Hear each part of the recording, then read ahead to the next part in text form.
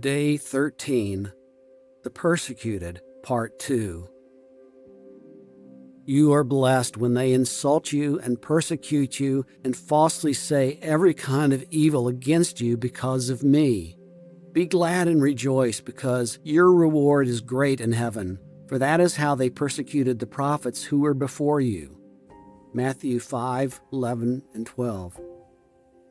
This blessing largely seems to repeat what was in the previous one. Here Jesus continues to emphasize that what we do for his sake may result in persecution. What does he mean in that phrase, "for my sake"? Is he saying, if you do something for me, I'll owe you? Is this his way of asking us to do something that benefits him? On the surface, it seems almost selfish. He uses a similar phrase here.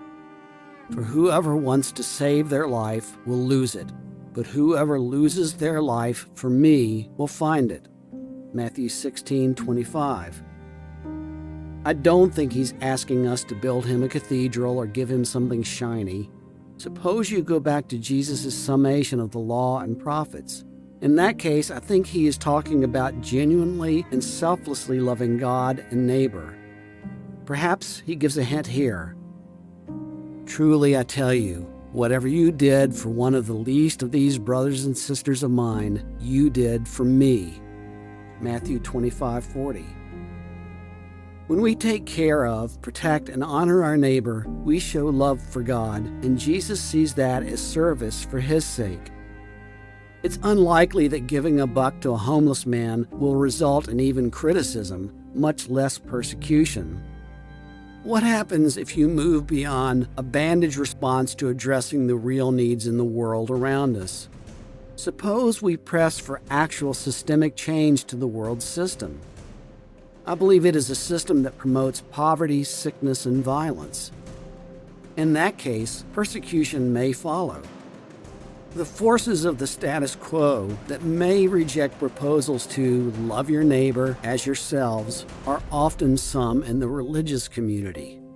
Sadly, while faith comes from God, frees men, and promotes justice, religion often enslaves men and defends injustice.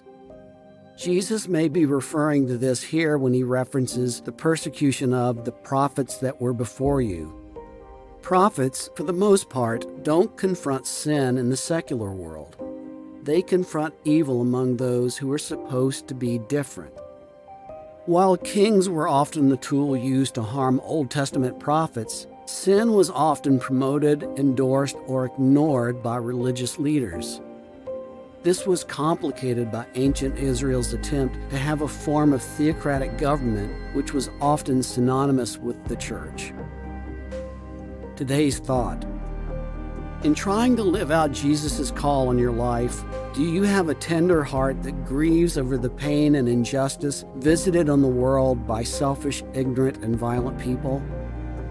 Do you seek to promote significant changes to prevent that and restore your neighbor? Do the priorities and policies you support oppose or promote Jesus' prayer that God's will be done on earth as in heaven? If so, you will likely find conflict. God has promised that a reward is prepared for those persecuted because they love God and neighbor. I don't believe that reward is only in the future. God is with you now. He is your comforter and protector.